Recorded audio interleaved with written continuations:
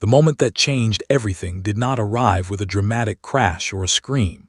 but in the most humiliating and powerless place imaginable, where the smell of disinfectant mixed with stale air and echoes bounced off cracked tile walls,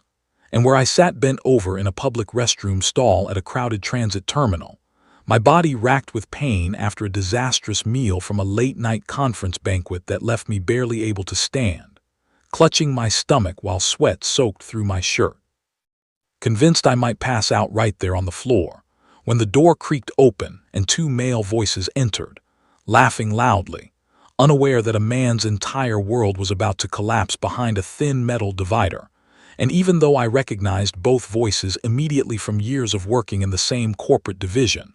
I stayed silent, frozen by fear, by sickness, and by a strange instinct to hide, never imagining that what I was about to hear would rewrite every memory of my marriage. Every promise I thought was sacred, every truth I believed I lived inside, because the louder one, whose confidence always bordered on cruelty, began bragging in a voice dripping with pride about sleeping with another man's wife, describing details that no stranger could know, laughing about a secret motel, about stolen time, about how easily trust could be broken, while the quieter one questioned him, unsure whether to believe the story. And as I realized the man he was talking about was me, that the wife he named belonged to my life, my family, my heart, the room spun, the air vanished from my lungs, and I felt something far worse than physical pain settle into my chest. Because betrayal does not announce itself gently, it tears through you like glass, leaving nothing intact. I had spent nearly 2 decades building what I believed was an unshakable life, one shaped by routines, responsibilities, and the quiet confidence that comes from thinking you know someone completely. And though my name is no longer the one I once carried, the man I was then remains carved into my memory. A husband of many years, a father to 2 curious boys who believed their parents were heroes, protectors, and unbreakable, and a professional who lived in airports, conference halls, and polished boardrooms, chasing contracts and shaking hands with strangers who spoke in promises and projections, convincing myself that sacrifice and long nights were proof of love, that providing meant presence even when I was rarely home, and that my marriage was solid simply because we had survived time together. Yet as I replayed every word I heard in that restroom, every mocking laugh and whispered plan, my mind began stitching together moments I had once dismissed as harmless. Nights that ran too late, smiles that lingered too long, and sudden changes in behavior that I had brushed aside because trust had always felt easier than suspicion. And I realized that sometimes loyalty makes you blind long before it makes you safe.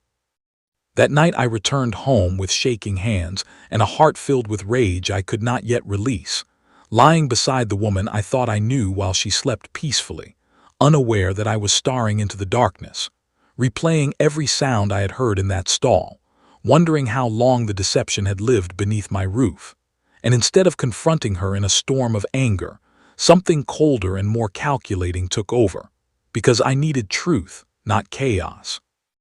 And as the hours passed, I remembered a night from weeks earlier, a charity gala where music echoed through a grand hall, where I had been called away suddenly to resolve a crisis for a client while she remained behind, telling me she would stay late to help organize donations. And when I returned, she looked the same as always, warm, loving, unchanged. Yet now that memory twisted into something unfamiliar, something dangerous, and I realized that love alone was no longer enough to protect me from lies. The next morning unfolded like any other, breakfast on the table, shoes by the door, laughter echoing through the kitchen. Yet everything felt unreal, like watching my life through glass. And though she kissed me goodbye and told me she loved me, the words landed hollow, stripped of the certainty they once carried. And when I finally reached out to my father, a man shaped by decades of quiet endurance, he confessed a truth he had buried for years, revealing that he too had once been betrayed and had chosen to stay. A decision that slowly eroded his peace, teaching me that unresolved doubt is a poison that never stops spreading. And as he urged me to find proof before confronting the woman I loved, I felt myself step into a role I never wanted, not as a husband, but as an investigator searching for answers that could either destroy or save everything I held dear. The following days moved with painful slowness, each smile from her cutting deeper, each normal conversation feeling rehearsed, and when she casually mentioned a long lunch meeting scheduled for the afternoon, my chest tightened as the memory of that restroom conversation returned in full force, because the man had described this very moment with chilling precision, and I knew I had reached a crossroads where denial would only deepen the wound. So I cleared my schedule, borrowed equipment under false pretenses, and followed the trail to a faded roadside motel, a place forgotten by time, where secrets rented rooms by the hour. And as I waited inside a surveillance van hidden behind a maintenance shed, every second stretched like a lifetime, until the man arrived first, confident and smug, followed later by a woman who, at first glance, looked heartbreakingly familiar. And as she entered the room, my hands trembled, my heart shattered, and then just as suddenly the truth revealed itself.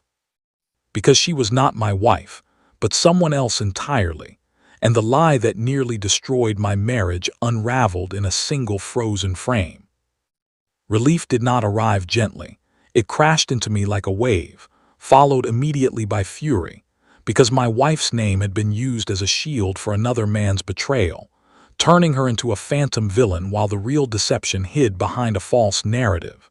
And as the pieces came together, I understood the depth of manipulation at play, and I confronted the truth not with violence or spectacle, but with evidence, placing the truth into the hands of the man who deserved to see it most. Watching his face fall as his world shattered just as mine nearly had, and though consequences followed swiftly, careers ended, marriages dissolved, and reputations burned, I walked away knowing that silence would have been the true crime, that protecting lies only feeds them.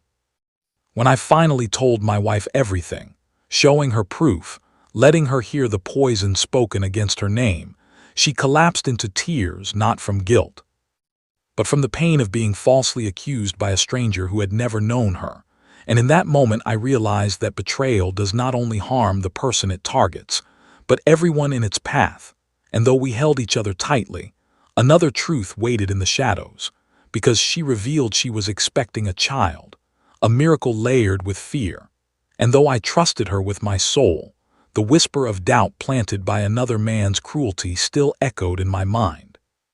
forcing us into a choice that would either heal us or tear us apart completely.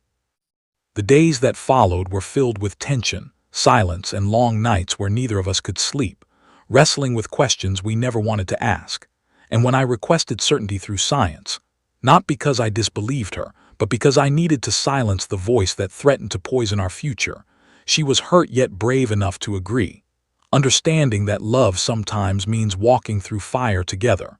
And when the results finally arrived, confirming what she had always known, the weight lifted, leaving behind a bond forged not by perfection, but by resilience, by the courage to face fear head-on rather than hide from it. Our family emerged changed, but stronger, learning that trust is not the absence of doubt, but the willingness to confront it honestly. And those scars remained. They reminded us of what we survived, of how close we came to losing everything to a lie whispered in a public restroom. And as we watched our children laugh, unaware of the storm that nearly tore their world apart, I realized that truth does not simply reveal, it restores, it rebuilds. And it teaches you who you truly are when everything you believe is put to the test. And now, as I look back on the man I was before that night, I see someone who thought love was guaranteed, who believed loyalty could never be questioned. And while part of me mourns that innocence, another part is grateful for the clarity it brought, because the strongest foundations are not built on blind faith, but on truth, courage, and the willingness to face what terrifies you most. And though the world nearly shattered around me, I learned that what is real will always survive, even when everything else falls away. Here is section 2, the final 10 very long paragraphs, continuing the same original, expanded, copyright-safe version, with all names, details, and phrasing fully transformed. The weeks that followed were filled with a strange mixture of peace and aftershocks, because even though the truth had restored what nearly collapsed, the emotional tremors still lingered like echoes in an empty room, and every time I watched my wife move through our home, laughing with the boys, folding laundry, or resting her hands over her growing belly, I was reminded how close we had come to losing everything to a lie that never belonged to us. Yet instead of breaking us, it carved a deeper understanding between us, one built not on illusion but on shared survival, and slowly the fear that once consumed me gave way to gratitude, because we had faced the worst version of our story and rewritten it together, proving that trust is not about never being tested, but about choosing each other again when the test feels unbearable. As months passed, life returned to rhythms that felt familiar yet renewed, and the air in our home grew lighter, laughter coming more easily, tension melting into moments of quiet joy, while the future no longer felt fragile but full of promise. And even as my career shifted in unexpected ways, opening doors I never imagined, I realized that success meant nothing compared to the fragile miracle of walking through your front door knowing the people inside truly belong to you. Not because of convenience or history, but because of the conscious decision to stay, to rebuild, and to protect what matters when the world offers every excuse to walk away. There were moments when the past tried to creep back in, when a careless joke, a passing glance, or a memory of that terminal restroom stirred old fear. But instead of retreating into silence, we spoke openly, learning that vulnerability was no longer a weakness but a bridge between us, allowing us to heal the parts that still felt raw. And through those conversations, we discovered a deeper form of love, one that does not pretend pain never happened, but honors it as proof of resilience and growth. When our daughter was born, the room filled with a sense of renewal I cannot fully describe, as if the universe itself had chosen to give us something pure after the chaos we endured. And as I held her for the first time, watching my sons lean in with awe and wonder, I felt the weight of everything we had survived fade into something softer, something meaningful, because she was not just a child, but a symbol of restoration, a reminder that even when darkness threatens to consume everything, life finds a way to grow again. Our home transformed into a place of stories and laughter, where scars became lessons, and every challenge we overcame strengthened the foundation beneath us. And even when I encountered people who knew fragments of what happened, who whispered theories or made assumptions, I no longer felt the need to defend or explain, because the truth lived in the way my family held each other, in the quiet confidence that nothing outside our walls could define us again. Time taught me that betrayal is not always about infidelity, but about the willingness of someone to weaponize lies for their own escape. And though the man who nearly destroyed my marriage vanished from our lives, his shadow served as a reminder of the fragility of trust, urging me to cherish honesty, to protect transparency, and to never assume that love alone is enough without truth standing beside it. My wife and I grew into versions of ourselves we never expected, learning to balance forgiveness with boundaries, empathy with self-respect, and hope with realism. And in doing so, we discovered that a strong marriage is not free of storms, but anchored so deeply that even the fiercest winds cannot uproot it, because it is built on shared values, mutual courage, and the unwavering choice to face reality together. There were nights when we sat on the porch under fading light, holding hands, watching our children play, and in those moments I felt an overwhelming sense of clarity, realizing that everything I once feared losing had become even more precious, not because it was perfect, but because it was real, forged through hardship and sustained by intention, reminding me that the most meaningful stories are not those without conflict, but those that find strength in surviving it. Looking back, I no longer see that night in the restroom as the end of my world, but as the beginning of a deeper understanding of love, truth, and resilience.